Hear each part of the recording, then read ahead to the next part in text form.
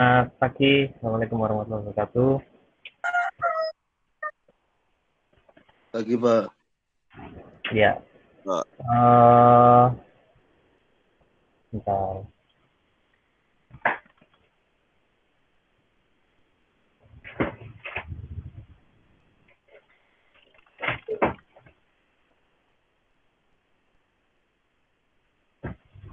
Ya,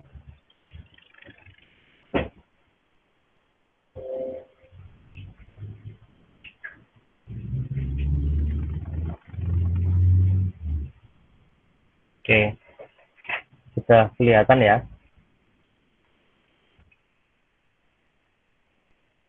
Bisa dilihat semua? Bisa, Bisa, Pak. bisa ya. Bisa, Pak. Oke.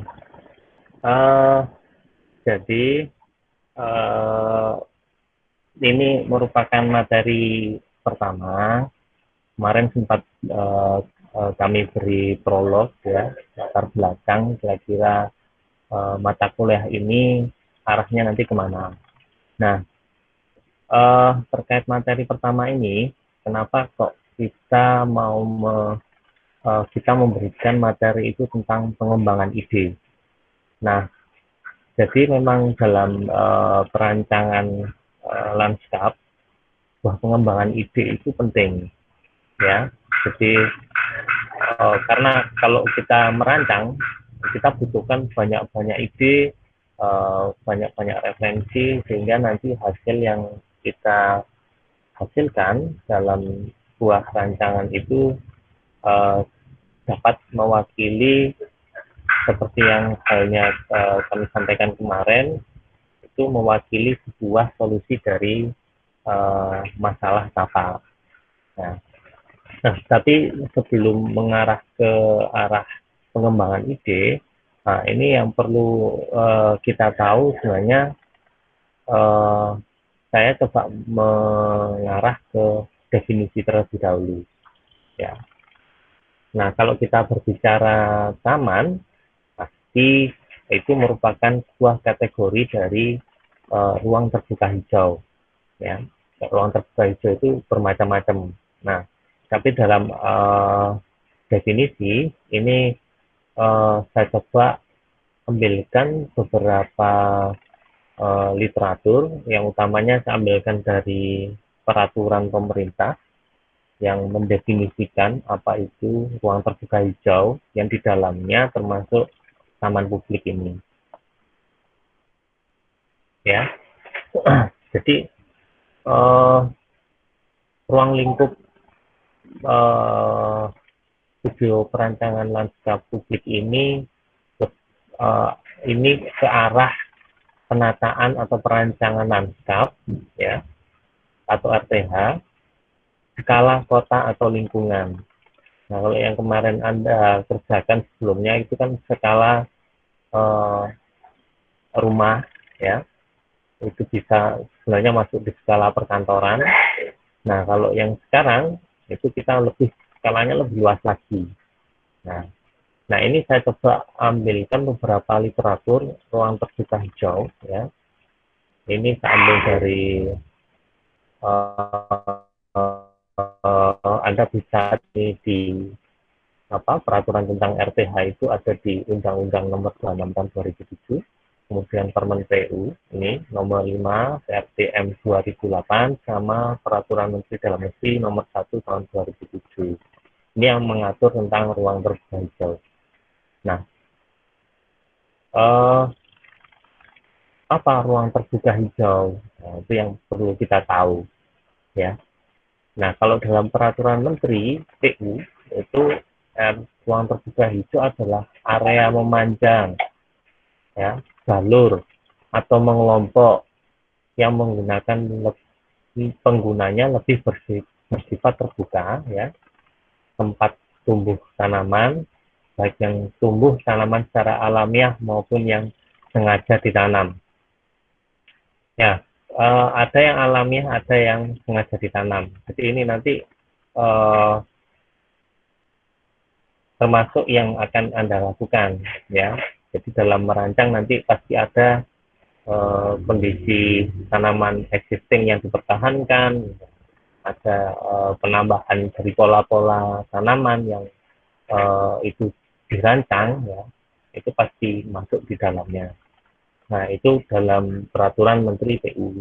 Kalau peraturan Menteri Dalam Negeri, nah, ruang terbuka hijau kawasan perkotaan, ya, kalau di Permen Dalam Negeri ini spesifik, ya, RTH kawasan perkotaan adalah bagian dari ruang terbuka suatu kawasan perkotaan yang diisi oleh tumbuhan dan tanaman guna mendukung manfaat ekologi, sosial, budaya, ekonomi, dan estetika.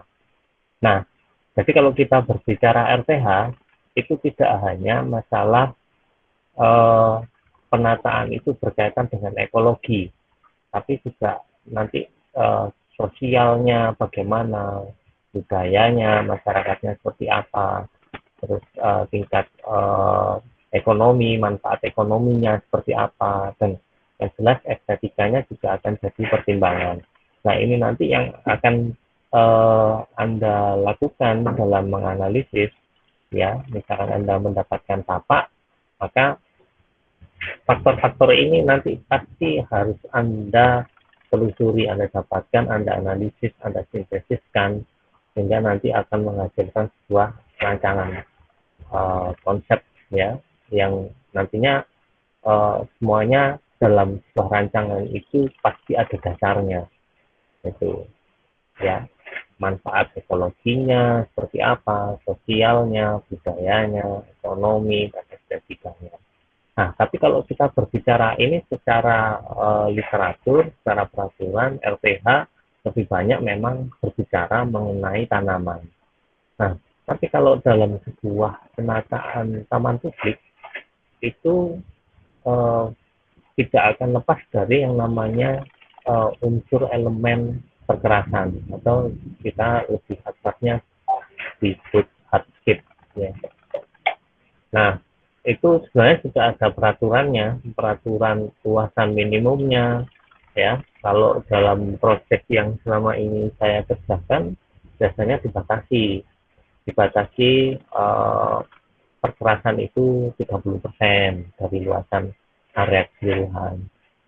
Nah, misalkan memang dibutuhkan area yang untuk perkerasan cukup banyak, berarti harus diberikan beberapa solusi-solusi, misalkan seperti ada resapan, yang kemudian harus dihitung daya serapannya seperti apa airnya, sehingga fungsi RTH yang sesungguhnya itu dapat tetap terpenuhi, ya. Kalau fungsi RTH kan macam-macam, salah satunya juga untuk resapan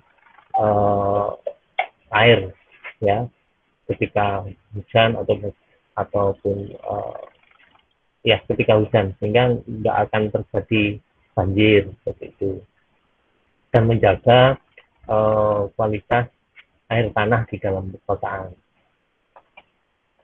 Itu terkait definisi.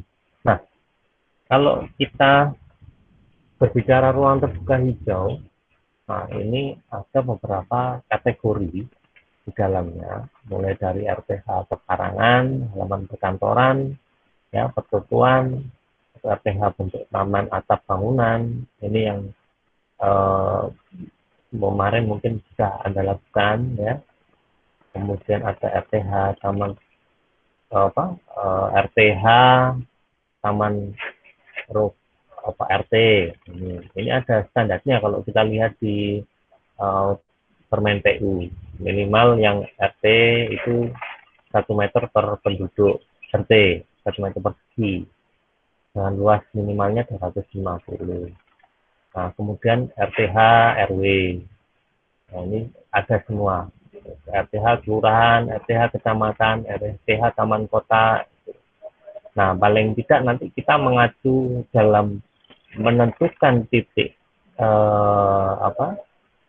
rancangan, Anda bisa mengacu pada peraturan ini, ya. Kalau dalam aturan publik paling enggak minimal ya kita di RTH kelurahan ini minimal seluas 9.000, atau mungkin RW masih memungkinkan lah, minimal 1.250 itu masih mungkin ya.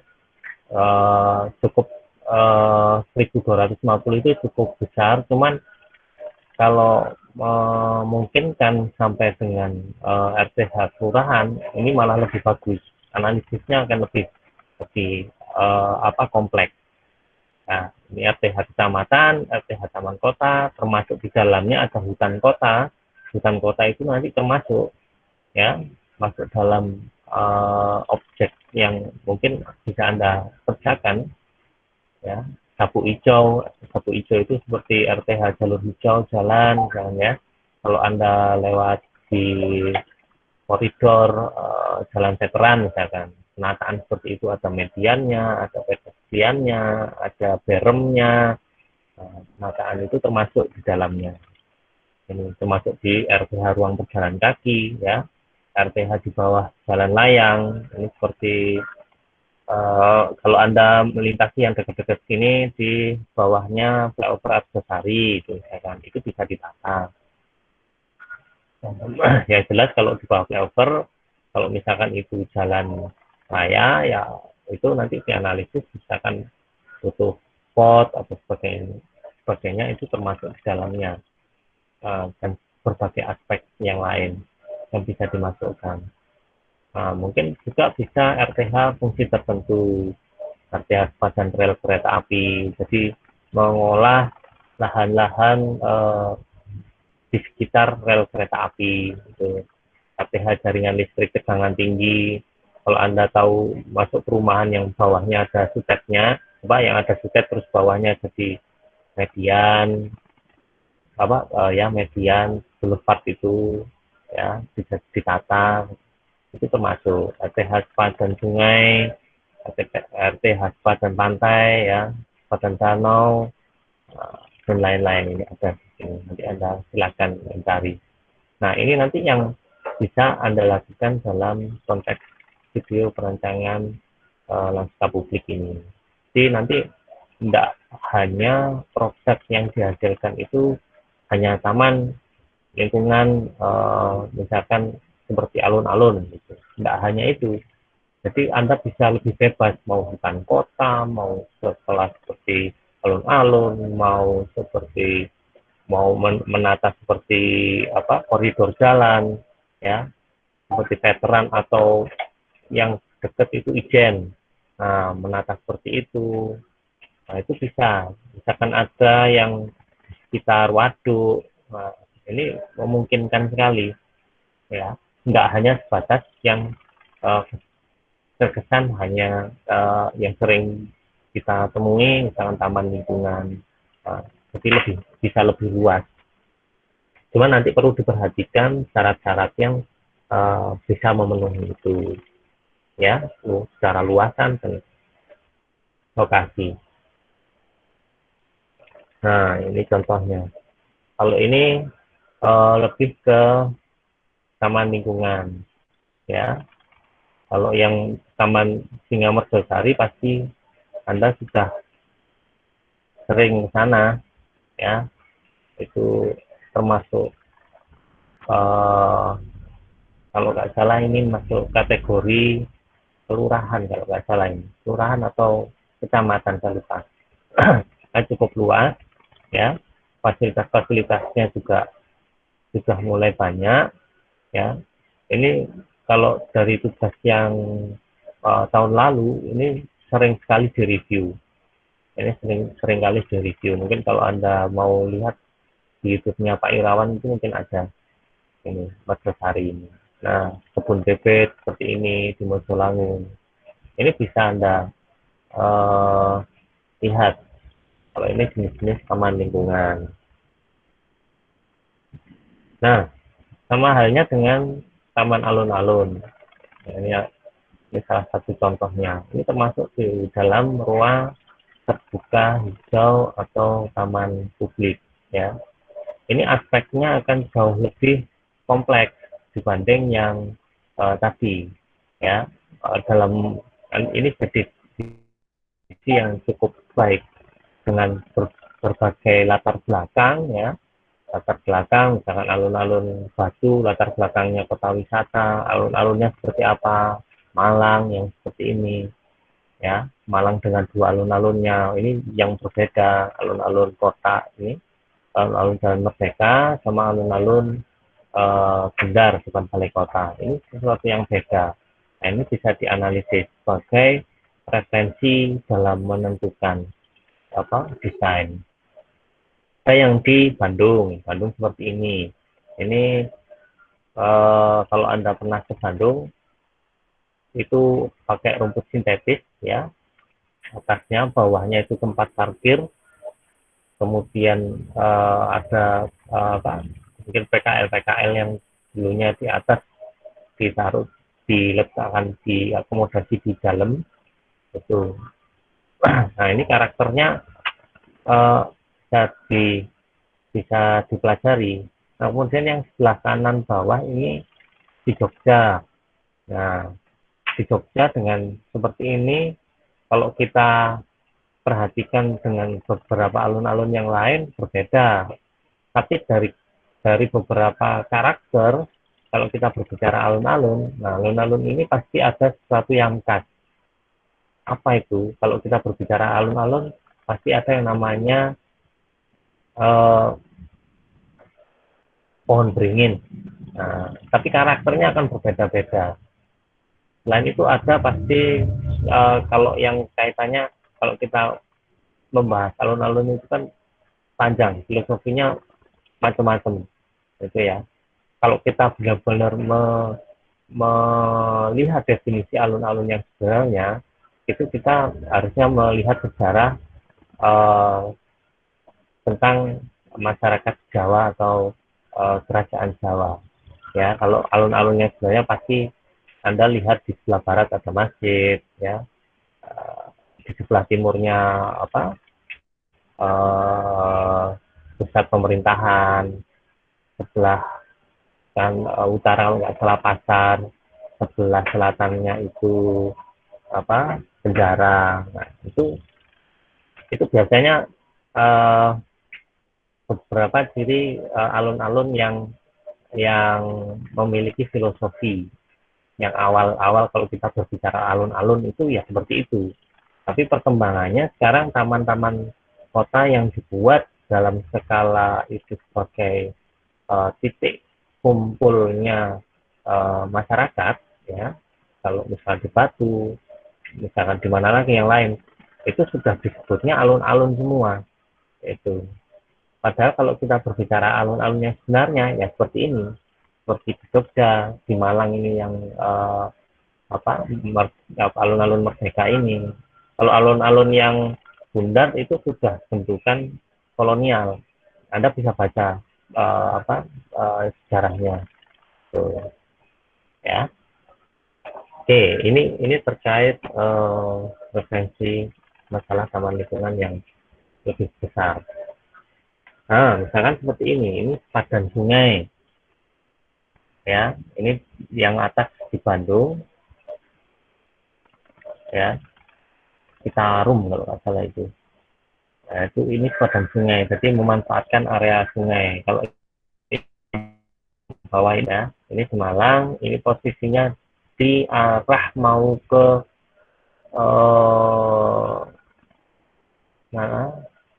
bandara, mau ke arah Bandara Abdurrahman Saleh di perbatasan ini. Jadi kalau Anda pas lewat jembatan, Anda tengok ke kiri, itu ada taman. Ini termasuk taman padan sungai. Jadi memanfaatkan area padan sungai. Ya. Dimanfaatkan sebagai area taman. Tuh. Ya. Ini bisa dimanfaatkan. Fungsi-fungsinya pengaman, ya. Memanfaatkan area-area yang tidak termanfaatkan, karena sebenarnya kalau kita berbicara padan sungai itu ada aturannya, bangunan boleh didirikan itu berapa meter, nah, itu ya. Tapi kita bisa memanfaatkan itu asalkan kita mengikuti prosedural yang seharusnya ya, sambil kita mempelajari karakteristik sungainya Nah, kalau kita berbicara karakteristik sungai, itu nanti kaitannya sama kondisi aliran airnya, ya. Mungkin yang saya nggak tahu yang Citarum itu seperti apa, tapi kalau yang di Malang ini kalau nggak salah kan sungai Kalimewek, ya. Sungai Kalimewek ini kalau pas kondisi seperti ini dia nggak terlalu tinggi airnya, tapi ketika kondisi hujan deras, ya, itu bisa meluapnya bisa eh, tinggi sekali. Nah, ini nanti akan mempengaruhi desain. Kadang-kadang pula ketika mungkin di kondisi di lokasinya tidak hujan, tapi eh, ini kan tembusannya dari arah lereng Arjuna. Kalau misalkan Arjunanya lagi hujan deras, ini bisa jadi meluap di sini sampai sini. Jadi kadang-kadang nggak bisa diprediksi. Nah, sehingga itu adalah data yang perlu kita dapatkan ketika Anda mau merancang suatu lokasi, ya. Apalagi lokasinya seperti ini, kita nggak tahu kalau kondisi sungainya pas lagi meluap, kemudian ada pohon roboh, kemudian membawa batang kayu, itu kan juga membahayakan. Sehingga, nah itu juga harus tahu kita kondisi-kondisi seperti itu. Nah, ini kalau bicara tentang badan sungai. Nah, atau ini yang di Korea. Nah, ini Korea ini memanfaatkan memanfaatkan sungai ini, ya, dijadikan seperti ini. Ini ide yang bagus sebenarnya.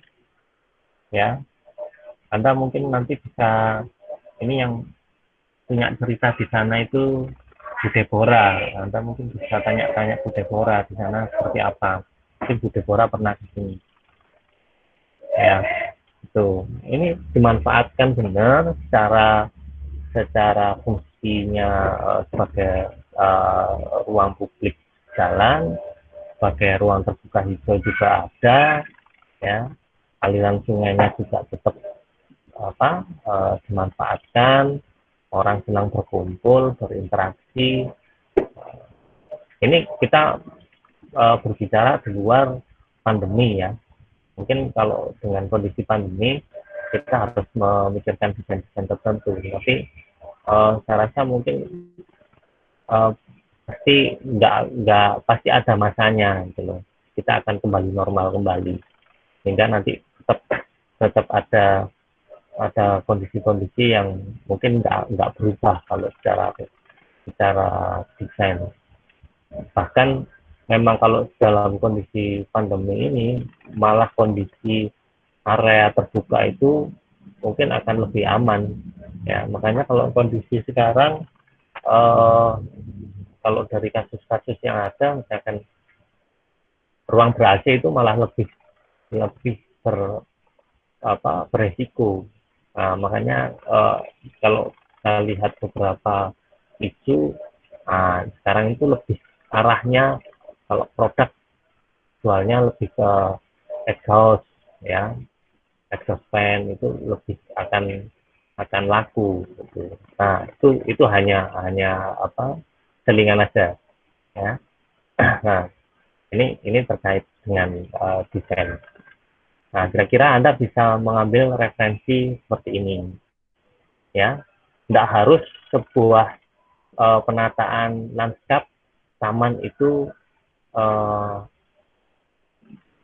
tropis atau lebih banyak dengan banyak tanaman. Kita harus melihat karakter lingkungannya, ya. Kemudian kalau kita lihat di sini, ini Anda lihat dengan penataan yang hanya beberapa tanaman saja, tapi sudah membentuk sebuah penataan yang cukup bagus, rapi, ya.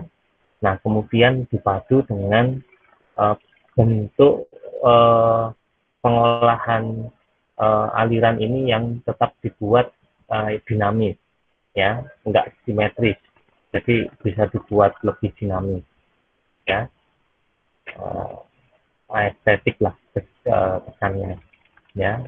Jadi perpaduan garis ini juga akan mempengaruhi desain, ya, mempengaruhi pengalaman ruang. Nah, itu yang perlu Anda pahami. Anda bisa belajar dari hal-hal seperti ini. Nah, misalkan ini seperti koridor jalan, ya, yang tadi saya jelaskan, seperti di Ijen, ya, itu di Jalan Besar Ijen, di Ijen Boulevardnya, ya. Bahkan ini di Malioboro, bagaimana menata pedestrian, menata penataan pohonnya, misalnya, dengan kondisi semua perkerasan tapi tetap butuh pohon, bagaimana.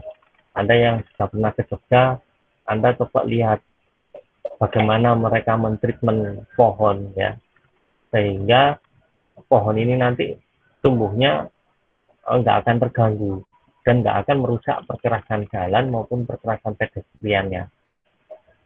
Itu ada. Nah, ini referensi-referensi yang bagus, bisa kita lihat. Kalau yang Ijen Boulevard ini salah satu peninggalan hasil desain seorang arsitek bernama Thomas Carson, salah satu yang masih bertahan di Indonesia, ya. Kalau yang jenis seperti ini sebenarnya kalau nggak salah ada dua di Bandung dengan di Malang. Cuman yang masih bertahan seperti ini dengan penataan palem raja seperti ini, ya, itu hanya di Malang. Nah, ini salah satunya, ya. Kita kalau melihat koridor ini, kita bisa melihat mencari data tentang desain awal dan perubahan-perubahannya, sehingga sambil menganalisis bagaimana itu berubah sesuai dengan kebutuhan pada saat dilakukan perubahan. Ini bisa jadi referensi. Itu. Ini, ya. Penggunaan ornamen seperti ini. Ini juga masuk dalam lingkup penataan nantinya. Mau penggunaan pot, ya. Kalau Anda lihat ini di semacam di berbagai tempat, ya, bola-bola ini ada mulai Surabaya, Jogja, Bandung, ya. Nah, kalau yang di Malang ini dimodifikasi. Nah, ini kan sebagai pembatas jalan sebenarnya. Itu, ya. Nah, itu tadi beberapa referensi tentang RTH. Jadi RTH yang akan kita desain itu luas, ya, luas dan macam-macam, sehingga kami harapkan nanti ketika Anda mendesain itu bisa bervariasi, jadi tidak hanya semuanya ambil taman lingkungan, bisa jadi koridor, ada yang ngambil padan sungai, ada yang ngambil hutan kota, ya, dan sebagainya. Itu penting, sehingga nanti akan timbul banyak wawasan dari hasil diskusi-diskusi yang didapatkan, yang kita lakukan nantinya. Nah, dalam mendesain sebuah RTH, nah, kita sebagai desainer itu harus bisa mendesain dengan tepat. Di sini saya tulis bagaimana bisa mendesain RTH yang baik. Yang baik itu berarti tepat sesuai sasaran, ya. Itu yang harus dipahami. Nah, bagaimana kita bisa mendesain RTH dengan baik? Kita akan mendesain itu tepat secara penggunaan dan secara pelaksanaan juga dapat dilaksanakan, ya. Itu bagaimana? Nah, kita dapat melakukan itu dengan memperkaya ide desain, ya. Bagaimana kita memperkaya ide desain? itu kita harus mencari banyak sekali referensi, ya. Kita bisa ambil dari memperkaya ide desain itu dari karya para ahli, ya. Misalkan Anda mengidolakan Ridwan Kamil. Ridwan Kamil kan seorang arsitek urban, ya. Karyanya terkait RTH juga banyak. Anda bisa mengambil ide-ide dari hasil karyanya, gitu, ya. Banyak sekali karya-karya para ahli. Nanti Anda ada contoh beberapa. Kemudian Anda bisa belajar dari alam, memahami alam, melihat alam, ya, bahwa alam itu sebuah ciptaan Tuhan, ya, itu yang sangat luar biasa. Anda kalau coba melihat hutan, ya, misalkan ada yang dari Kalimantan, misalkan Anda melihat, kemudian Anda bayangkan bagaimana mengatur itu di luar kuasa kita, ya. Di situ ada yang bertekstur lebar, bertekstur kecil. Kalau kita lihat sangat bagus, kemudian ada perpaduan warna, ada elemen airnya secara natural, ya. Itu bisa kita jadikan sebuah referensi, sebuah ide. Kalau kita bicara ide, ya, bagaimana orang misalkan Anda yang kemarin di taman pembuatan taman rumah, ya, di studio taman privat itu, Anda ada yang memasukkan unsur kolam, ya. Dari mana ide itu? Nah, awal ide itu tercetus dari sebuah keinginan seorang, ya, yang dia pasti ingin mendekatkan unsur air pada lingkungannya. Nah, referensinya dapat dari mana? Kalau kita merujuk pada orang yang dulu bikin kolam, pastinya dia melihat alam. Tuh. Pasti dia akan melihat alam, ya, mendekatkan, misalkan melihat danau yang bagus, gitu, ya. Dia pengen ada unsur air di dalamnya. Bagaimana membentuk danau itu, lingkungannya seperti apa, itu bisa dilihat dari alam. Kalau yang paling dekat contohnya mungkin yang sangat-sangat berfilosofi alam, Anda bisa lihat contoh-contoh taman bergaya Jepang. Itu Anda lihat itu filosofinya bagaimana. Itu yang kedua. Yang ketiga dari magang. Ini penting. Memperkaya desain itu dari magang. Jadi nanti kalau Anda magang PKL itu jangan hanya asal PKL, ya, asalkan selesai kewajiban sudah, tapi apa yang Anda dapatkan di sana, gitu. Itu penting, ya, harus aktif, ya. Jadi seorang desainer itu harus punya selalu ada keinginan untuk tahu ini kenapa kok dibuat seperti ini kenapa kok materialnya dipakai ini, ya, kenapa kok bentuknya seperti ini, filosofinya apa. Itu penting harus yang dipahami oleh seorang desainer, ya. Kalau seorang desainer untuk itu, ini yang dikhawatirkan hasil desainnya nggak bisa dipertanggungjawabkan nantinya, banyak yang salah, ya. Itu desain itu akan berarti ketika semua itu ada maknanya, gitu, ya. Kenapa kok dibentuk melengkung, kenapa kok dibentuk lurus, gitu. Nah, itu harus ada makna dan maksud, ya, harus ada maknanya dan maksudnya seperti apa. Nggak asal tahu-tahu dibentuk seperti itu nggak ada dasarnya. Kalau nggak ada dasarnya, nah, buat apa misalkan kita butuh sesuatu yang nggak ada dasarnya, kemudian buat apa ada seorang arsitek, gitu kan, ya. Jadi arsitek itu memberi makna dan maksud dalam sebuah desain, ya. Tuh. Nah, ini yang harus Anda pahami ketika magang nanti, harus bagaimana, ya.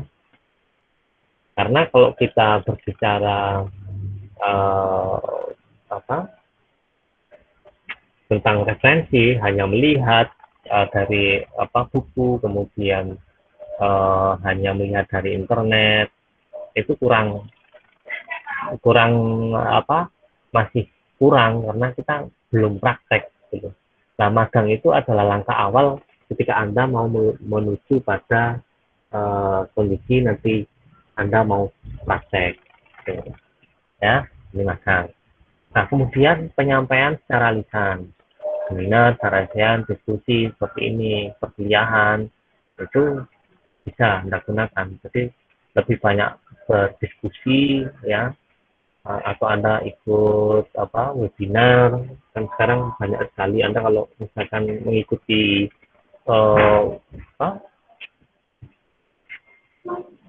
Facebook atau Instagramnya IALI ya, Ikatan Arsitek Lanskap Indonesia, itu banyak sekali mengadakan seminar ya, itu bisa jadi referensi yang cukup baik ketika Anda mendesain ya. Atau dari textbook ini Anda baca-baca. Jadi kalau melihat referensi itu, kalau kita sebagai seorang desainer itu yang kita lihat sebenarnya harusnya keseluruhan secara kompleks, nggak hanya ketika hanya untuk mendesain saja, tapi sudah terpikirkan desain sampai nantinya akan terbangun, sampai akhirnya nanti untuk pemeliharaan. Nah, bagaimana sampai pemeliharaannya itu bisa terpikirkan dalam sebuah desain. Itu yang perlu dipertimbangkan. Nah, ini yang kita lihat ya, tadi yang sudah saya jelaskan. Ya, setiap kalau kita melihat karya para ahli ya, ini tadi di prolog ya, jadi setiap taman itu mewakili suatu solusi desain tertentu.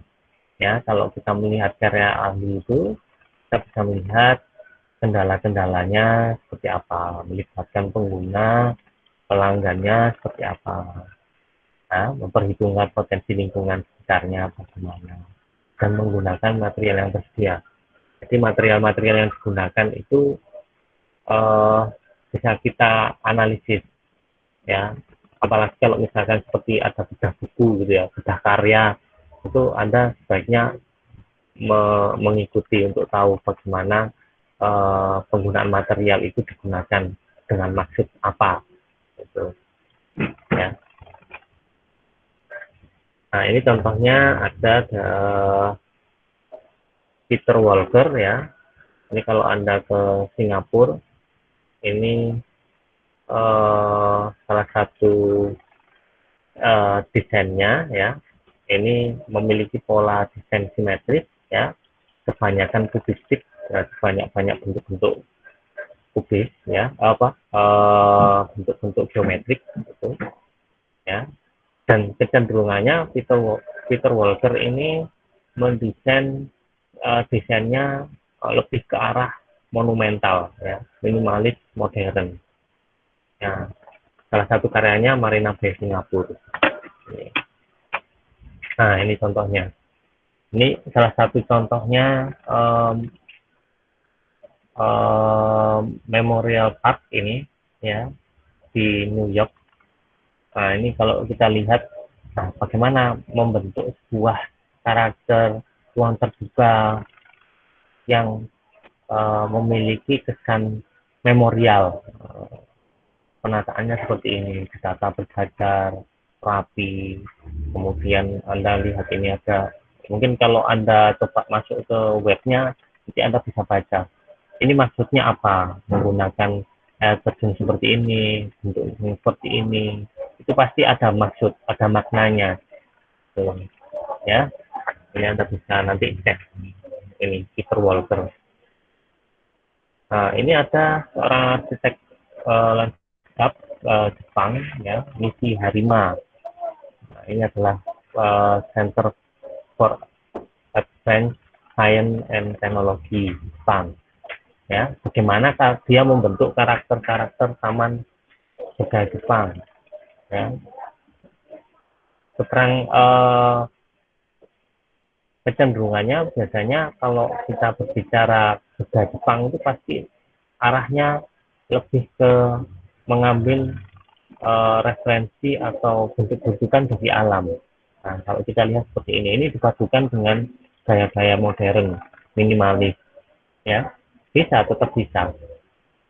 Nah, bentuk-bentuk gunung-gunung ini, kalau kita lihat kalau di Jepang kan banyak sekali pegunungan, dibentuk seperti ini. Tuh. Nah, ada lagi yang Martha Ford. Ini karakternya dia banyak menggunakan pola-pola yang dominan lingkaran atau lengkung, ya. Nah, ini kalau kita lihat seperti contoh ini, ya, ini memadukan antara bentuk-bentuk yang sebelah kanan ini, bentuk-bentuk bundar, kemudian jalannya dibuat berkelok-kelok seperti ini. Mungkin pohon-pohon ini adalah pohon-pohon existing atau memang sengaja dibuat seperti ini sebagai aksen, ya. Nah, kira-kira seperti ini. Ya, ini contoh-contoh desain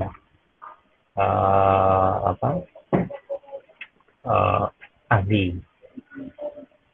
Nah, misalkan bentuk-bentuk seperti ini. Ya. Nah, kemudian belajar dari alam, ya. Desain landskap suatu karya seni sama seperti landskap lukisan yang berasal dari keindahan pemandangan alam. Nah, seorang desainer harus banyak belajar dari landskap alam, bentuk-bentuk alam, kekuatan alam, dan sebagainya. Kita lihat bentuk-bentuk seperti ini. Kalau kita lihat di sini tebing, ya. Kadang kalau kita memasukkan unsur tebing-tebingan di dalam taman, itu bisa mengambil referensi dari bentuk-bentukan seperti ini. Kan tadi danau, ya. Anda bayangkan ini ada tebing yang ditumbuhi tanaman, kemudian kita ambil ide ini dikembangkan dalam sebuah fasilitas RTH dalam bentuk vertical garden. Itu bisa Anda gunakan seperti ini, ya. Tentang teksturnya, ya, permainan harus meletakkan tekstur yang tekstur kasar dan tekstur halusnya seperti apa, itu bisa kita lihat dari alam. Atau pewarnaan seperti ini. Ini alam itu cukup memberikan ide yang cukup banyak sebenarnya kalau kita bisa memahami.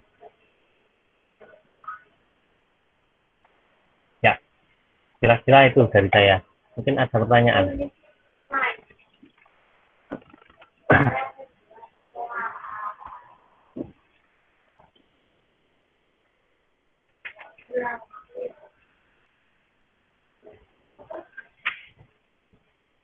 Bagaimana?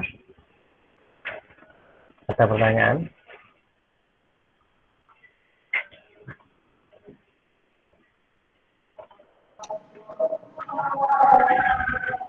Ya, yang lain kira-kira ada pertanyaan atau belum? Mungkin ketua kelasnya, Katarina Rambu Weru, ya? Kemarin ketuanya. Ya. Selamat siang, Pak. Mungkin dari saya. Ini kan menyangkut tentang RTH, ruang terbuka hijau. Jadi yang menjadi pertanyaan saya di sini, bagaimana cara kita melindungi atau mengawasi aspek-aspek atau fasilitas yang ada di ruang terbuka hijau. Mungkin itu dari saya. Terima kasih. Oke. Langsung saja ya Pak Iris. Jadi maksudnya melindungi itu ketika Menjaga maksud saya. Gimana? Melindungi atau menjaga fasilitas yang ada begitu Pak. Ya. ada dua aspek ketika kita berbicara melindungi fasilitas. Satu, kalau kita berbicara melindungi fasilitas adalah ini kita mendesain sebuah mendesain sebuah kawasan yang memang itu sudah ada, ya. Dan yang kedua, mendesain sebuah kawasan yang masih kosong, tapi ada beberapa fasilitas di sekitarnya. Nah, jadi kalau kita berbicara tentang mendesain, karena ini cakupannya kita desain, ya, menjaga fasilitas yang ada, kita analisis, ini fungsinya fasilitas itu apa? Fungsinya apa dulu? Kita lihat fungsinya. Misalkan itu memang berfungsi dengan baik digunakan, berarti dalam sebuah desain kalau kita melakukan redesign dalam sebuah kawasan atau lingkungan, maka itu harus dipertahankan. Nah, cuman nanti kalau dalam hal secara fungsi itu dipertahankan, tapi kita analisis lagi dalam segi estetika bentuk itu secara visual apakah masih layak, ya, apakah itu sudah cukup baik. Nah, misalkan dalam kondisinya secara visual tidak layak nih, tapi difungsikan terus sama orang, misalkan kursi gitu ya kan. Ya, kalau masalah itu secara desain boleh saja kita melakukan ini diganti dengan desain yang lebih estetikanya lebih bagus misalkan. Sehingga mendukung fasilitas itu untuk digunakan, orang lebih tertarik untuk menggunakan itu. Atau dari segi kekuatan misalkan fasilitasnya ini tempat sampahnya sudah rusak, kira-kira kalau dianalisis itu bisa diperbaiki tanpa mengganti, bisa enggak? Kalau enggak bisa berarti harus diganti, kan itu. Diganti yang lebih kuat, lebih aman. Itu yang penting. Misalkan seperti playground, ya, Anda meredesain kawasan taman lingkungan, ada playgroundnya. Nah, playgroundnya seperti apa? Itu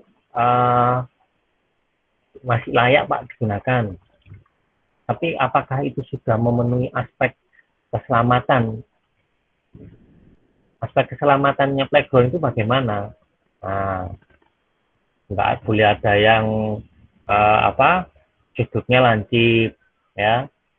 Kemudian penggunaan cat. Nah, penggunaan catnya bagaimana? Penggunaan catnya sudah benar enggak? Ini menggunakan cat yang tidak mudah terkelupas, gitu. Pengecatannya sudah benar apa enggak? Karena kalau kita berbicara playground, itu kita harus hati-hati, ya. Misalkan besinya itu dicat banyak cat yang terkelupas, ya, kemudian ada anak kecil-kecil itu bermain di sana, megang besinya, kemudian kita tidak sadar cat yang terkelupas itu menempel di tangannya. Nah, kemudian dipanggil ibunya misalkan, nah, dikasih makanan, dikasih kue, nah, kemudian dia pegang kuenya nempel di situ, catnya tadi kemakan. Nah, ini bagaimana? Jadi kita kalau mendesain harus berpikir ke sana. Jadi jangan sampai penggunaan catnya bagaimana, teknik pengecatannya bagaimana. Itu nanti kalau kita sudah mendesain kemudian sampai ke dalam proses detail engineering, itu penting kita menentukan spesifikasi teknis pelaksanaannya supaya nanti nggak salah. Itu, ya, itu yang kaitannya dengan fasilitas yang harus dijaga. Jadi tidak harus diganti, bisa diperbaiki. Kalau memang itu sudah tidak layak, boleh diganti dengan desain yang misalkan lebih baru, lebih misalkan sekarang lagi orang senang foto-foto, lebih instagramable, sebagainya, boleh saja, itu boleh dilakukan. Itu kira-kira itu Pak. Apa tadi? Katarina ya. Oke. Ya Pak, terima kasih Pak. Oke. Ya, baik Pak Yuda, terima kasih atas penjelasannya ya. Mungkin di minggu depan ini kan sudah mulai masuk ke penugasan Pak ya. Jadi untuk yang kelas B, saya tugasi untuk mencari lokasi ya, mencari lokasi dan dipastikan sudah mencari lokasi yang dijadikan untuk studi presiden, dan berikutnya silakan mendatanginya untuk mencari data ya, seperti data foto-foto lokasi, tapi belum sampai jauh membahas di dalamnya. Jadi cuma datang aja di lokasi dan mungkin foto-foto aja gitu. Yang mana akan di setiap minggu nanti akan membahas sesuai dengan tema yang diberikan pada saat teori ya. Nah, tadi kebetulan ada yang ngisi komentar bahwa yang memiliki komputer ada cukup banyak ya, 6 orang dari totalnya sekitar 20 mahasiswa ya. Jadi mungkin diratakan ada satu komputer yang untuk mengerjakan atau bagaimana. Nanti silakan ketuanya mengkoordinasi ya untuk di kelas ini gitu. Mungkin ada pendapat dari Pak Yuda terkait hal itu.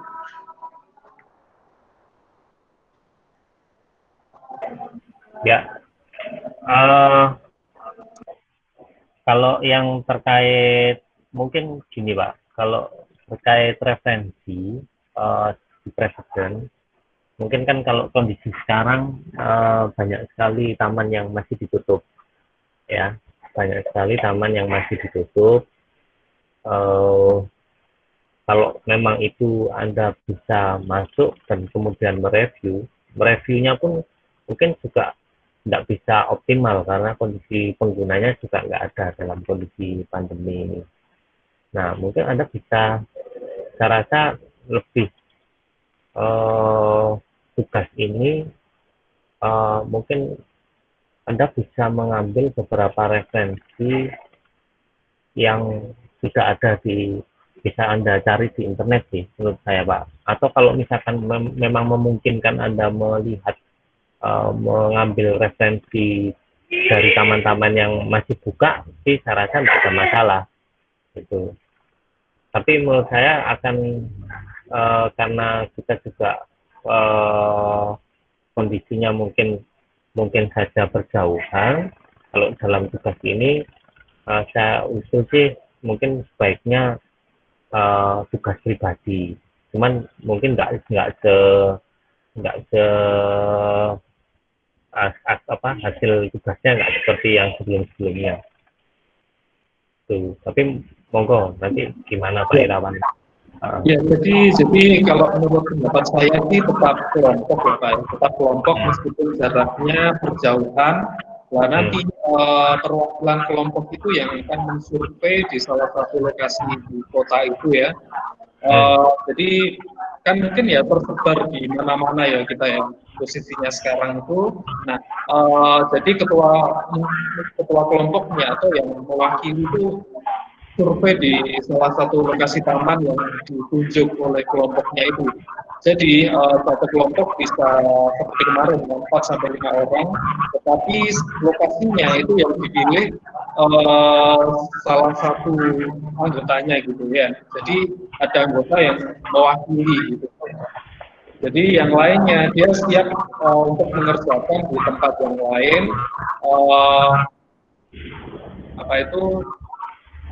Yang mungkin untuk analisis, membuat laporan itu dilakukan di kota yang berbeda gitu ya. Jadi tergantung yang mana lokasi tamannya yang dibuka ya. Tadi menurut saya juga kan tidak semuanya taman itu dibuka untuk sekarang. Jadi ya kondisional aja, mungkin tamannya yang bisa dikunjungi yang mana, bisa menjadi presiden gitu. Tetapi kalau misalkan tidak ada yang dibuka ya terpaksa melakukan review secara online. Tapi saya rasa karena kita mendesain ruang terbuka dan kita selayaknya bisa mengalami suasana yang berada di taman itu secara langsung gitu ya. Tapi kalau misalkan tidak memungkinkan ya mau gimana lagi gitu ya, daripada nanti perkuliahannya tidak berjalan gitu. Jadi saya untuk menurut saran saya tetap kelompok ya, tetap kelompok, tetapi pengerjaan pemilihan lokasi di perwakilan aja. Jadi bisa di lokasi teman yang A atau teman yang B gitu ya. Jadi menurut saya seperti itu. Bagaimana Pak Yuda atau mungkin ketuanya Katarina, bagaimana? Kalau dari Katarina dulu mungkin. Iya Pak, mohon maaf jaringan saya sedikit error. Bagaimana Pak? Ya. Nah, ini kan nanti akan pembagian kalau menurut Pak Yuda usulnya adalah tugas individu ya dengan pengurangan beban, tetapi mungkin dari pendapat saya sih tetap bisa kalau kita kelompok, tetapi untuk lokasi pelaksanaan rancangannya nanti bisa mewakili di salah satu lokasi teman yang bisa untuk survei di kota itu. Bagaimana kalau menurut Katarina? Baik Pak, menurut saya ya mungkin kalau dari saya sendiri ya Pak, karena saya pulang kampung libur, jadi menurut saya mungkin sedikit kewalahan Pak, karena di sini saya tidak punya teman untuk ajak diskusi atau ikut pertemuan begitu Pak.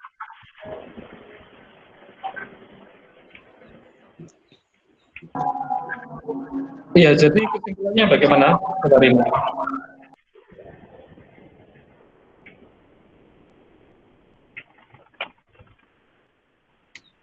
Kesimpulan dari saya ya mungkin untuk dalam keadaan di sini ya Pak, untuk survei lapangan yang mungkin bisa online.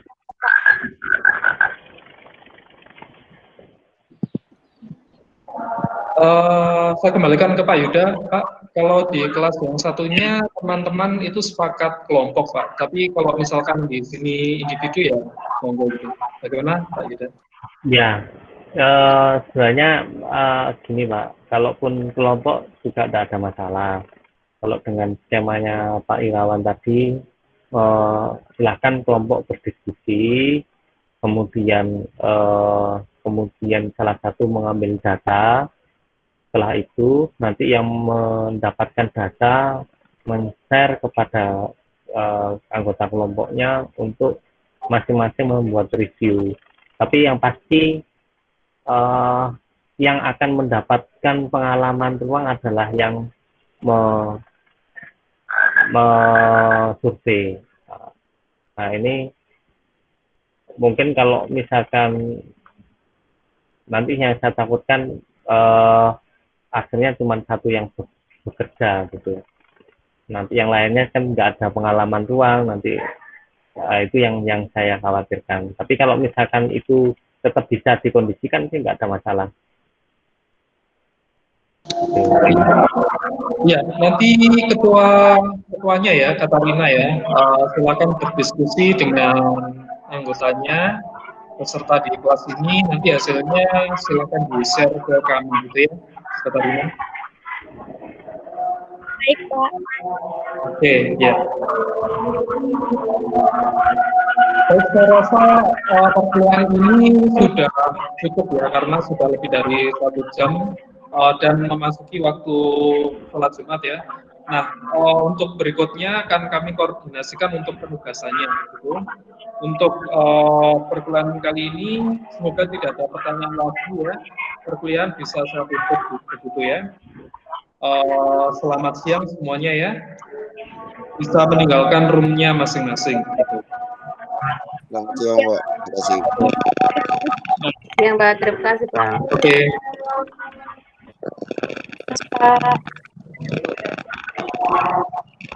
Oke. Mohon maaf, saya lewat dulu ya, karena sudah penuh. Nanti kita koordinasi lewat. Ya Pak Ir, sama-sama.